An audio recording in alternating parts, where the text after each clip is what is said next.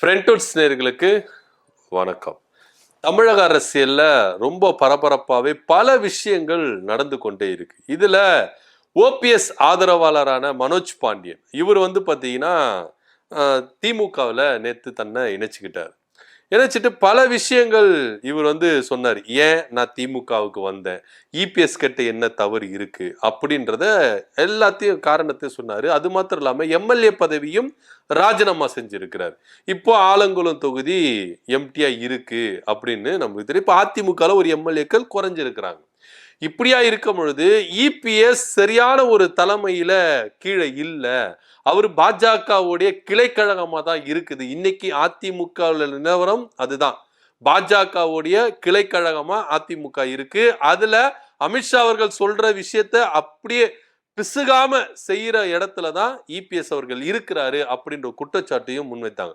சரிங்க சார், நீங்க ஓபிஎஸ் டீம்ல இருக்கீங்க, ஓபிஎஸ்க்கு இந்த மாதிரி துரோகம் பண்ணிட்டு திமுக இணைஞ்சிருக்கீங்களே, நீங்க ஓபிஎஸ்க்கு தெரியுமா நீங்க வந்தது அப்படின்னு கேட்டா, தெரியும், நான் ஓபிஎஸ் கிட்ட பர்மிஷன் கேட்டுதான் வந்திருக்கிறேன் அப்படின்னு சொல்றாரு. இப்படியா இருக்கும் பொழுதுதான் ஐயா ஓபிஎஸ் அவர்களும் பகிரங்கமா ஒரு விஷயத்த சொல்லி இருக்கிறாரு.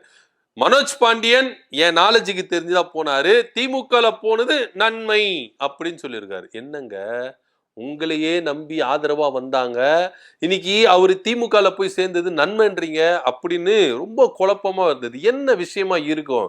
ஏன் மனோஜ் பாண்டியன் இத்தனை ஆண்டு காலம் இபிஎஸ் விட்டு வெளியே வந்து ஓபிஎஸ்க்கு உறுதுணையா இருந்தாரு?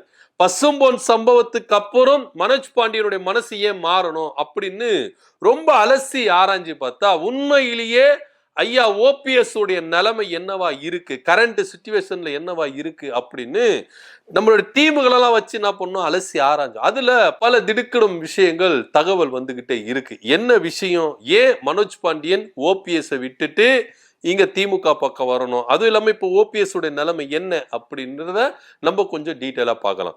முதல்ல ஓபிஎஸ் ஐயா அவர்கள் அதிமுகவுல கொடி கட்டி பறந்தவர், ஜெயலலிதாவுடைய விசுவாசி, அதிமுகவுல மூத்த தலைவர்கள், இணை ஒருங்கிணைப்பாளர், அது மாத்திரம் இல்லாம நிறைய முன்னாள் முதலமைச்சர், அதே போல துணை முதலமைச்சர், இப்படி வரிசையா ஐயா ஓபிஎஸ் அவர்களுக்கு அதிமுகவுல மகுடம் சூட்டுனதை நம்ம பார்த்திருக்கோம். ஜெயலலிதாவுடைய இறப்புக்கு பிறகு ஓபிஎஸ்க்கு கொஞ்சம் சரிவு அப்படிதான் சொன்னோம். அதுக்கப்புறம் இரட்டை தலைமை வேண்டாம் அப்படின்னு 2021 சட்டமன்ற தேர்தலுக்கு பிறகு இபிஎஸ் ஓபிஎஸ்க்கு ஆப்பு வைத்ததெல்லாம் நம்ம தொடர்ந்து பார்த்தோம். அதுல இருந்து நான் அதிமுகவை கைப்பற்றாம விட மாட்டேன் அப்படின்னு அதிமுக தொண்டர்கள் உரிமை மீட்பு குழு அப்படின்ற ஒரு நடத்திட்டு ஐயா ஓபிஎஸ் அவர்கள் வந்தார். ஓபிஎஸ் நம்பி அதிமுகவில இருந்து நிறைய பேர் என்ன பண்ணாங்க, பிரிஞ்சு வந்தாங்க. இன்னைக்கு அதிமுகவில இருந்து ஐயா ஓபிஎஸ்க்கு சப்போர்ட் பண்ணவங்க எல்லாம் அவர் கூட இருக்கிறாங்களா அப்படின்னா இல்லவே இல்லை. விரல் விட்டு என்ற ரேஞ்சுக்கு தான் இருக்கிறாங்க. மீண்டும் தங்களை அதிமுகவில் இபிஎஸ் டீம்ல சேர்த்துட்டு இருக்காங்க. ஒரு சிலர் விலகி என்ன பண்றாங்க, ஓபிஎஸ் பக்கமும் போகல, இபிஎஸ் பக்கமும் போகல,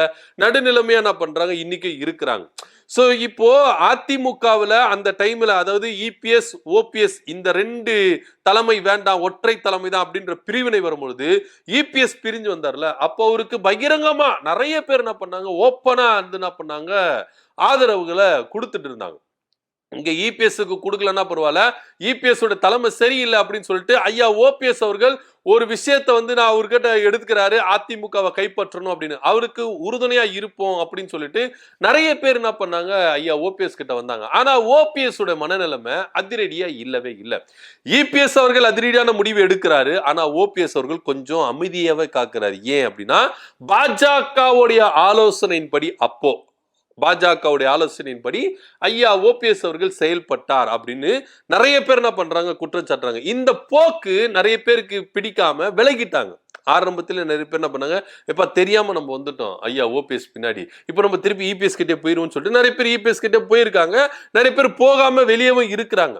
அடுத்தபடியா இவர் என்ன பண்ணிருக்காரு, ஐயா ஓபிஎஸ் சரியான ஒரு நிலைப்பாடு எடுக்கவே இல்லை, அதிரடியான ஒரு மூவ் எடுக்கவே இல்லை. எல்லாத்துலயும் பொறுமை பொறுமை பொறுமை பொறுமைன்னு பொறுமையே காத்துட்டு இருந்தார். நிறைய பேர் இதுக்கு பிடிக்காம என்ன பண்ணாங்க, அப்பவும் ஐயா விட்டு இன்னும் கொஞ்சம் பேர் என்ன பண்ணாங்க, வெளியே வந்தாங்க. இப்போ ஐயா ஓபிஎஸ் அவர்களுக்கு ஆதரவாளர்கள் அப்படின்னு பாத்தீங்கன்னா விரல விட்டு என்ற அளவுக்கு தான் அவங்க கூட இருக்கிறாங்க. ரொம்ப நம்பிக்கையா இருந்தார் மனோஜ் பாண்டியன். இன்னைக்கு பசும்பொன்ல டிடி விதிநகரன், சசிகலா, செங்கோட்டையன் இவங்களுடைய சந்திப்புக்கு பிறகு மனோஜ் பாண்டியன் திமுக போயிட்டு தன்னை இணைச்சுக்கிறார். அவர் உண்மையிலேயே திமுக போய் இணைச்சுக்கணும்னா எப்பயும் இணைச்சிருந்திருக்கணும். ஏன் இப்போ பசும்பொன்ல நடந்த சம்பவத்துக்கு அப்புறம் போய் இணைக்கிறாரு அப்படின்னா இதுக்கப்புறமும் ஐயா ஓபிஎஸ் அவர்களால அதிமுகவை கைப்பற்ற முடியாது, தான் ஒரு தலைவர் அப்படின்றது நிரூபிக்கவே முடியாது. ஏன்னா சசிகலா கிட்ட போயிட்டு அடிமை. ஏற்கனவே மனோஜ் பாண்டியன், PH பாண்டியன் இவங்க எல்லாமே சசிகலாவுக்கு எதிரான மனநிலையில இருந்தவங்க. இப்போ திரும்பவும் இப்ப சசிகலா கூட ஐயா ஓபிஎஸ் அவர்கள் நெருக்கம் காட்டுறதுனால நிறைய பேர் என்ன பண்றாங்க, இப்போ திரும்பவும் ஐயா ஓபிஎஸ் கூட இருக்கணுமா அப்படின்னு. வெல்லமண்டி நடராஜன் இவரு கூட இப்ப யோசிக்கிறார், நம்ம ஓபிஎஸ் கூட இருக்கலாமா இல்ல திமுக பக்கம் வந்துடாமா. வைத்தியலிங்கம் இவரும் என்ன பண்றாரு, திமுக பக்கம் வந்துடலாமா அப்படின்ற ரேஞ்சில யோசிச்சுக்கிட்டு இருக்காங்க அப்படின்ற தகவலும் இங்க முன்வைக்க வேண்டிய ஒரு விஷயமா தான் இருக்கு. ஏன்னா ஓபிஎஸ் நம்பி நம்ம எந்த ஒரு விஷயத்தை பகிரங்கமா எடுக்க முடியல. ஓபிஎஸ் அவர்கள் அதிமுகவை கைப்பற்றிடுவார்ப்பா அப்படின்னு எல்லாருமே நம்பிட்டு இருந்தாங்க. இன்னைக்கு அவர் கூட இருக்கிறவங்க எல்லாருக்குமே லைட்டா என்ன பண்ணிருக்கு, சந்தேகம் தட்டி இருக்கு. இதுக்கப்புறம் ஓபிஎஸ் அவர்கள் அதிமுகவை கைப்பற்ற முடியுமா அப்படின்ற ஒரு கேள்வி இருக்குல்ல. இந்த ஒரு விவகாரத்துலதான் மனோஜ் பாண்டியன் ஒரு சந்தேகத்தின் அடிப்படையில் இதுக்கப்புறம் ஓபிஎஸ் கூட இருந்தா அது செட் ஆகாதுன்னு சொல்லிட்டு நல்ல விதமா தான் சொல்லிட்டு வந்திருக்காரு. நான் திமுக போய் சேர போறேன் அப்படின்றத ஓபிஎஸ் அவர்களுக்கு போன் பண்ணி சொல்லிட்டு வந்திருக்காரு. ஓபிஎஸ் போய் சேருங்க நல்லது அப்படின்னு சொல்லியிருக்கிறார்.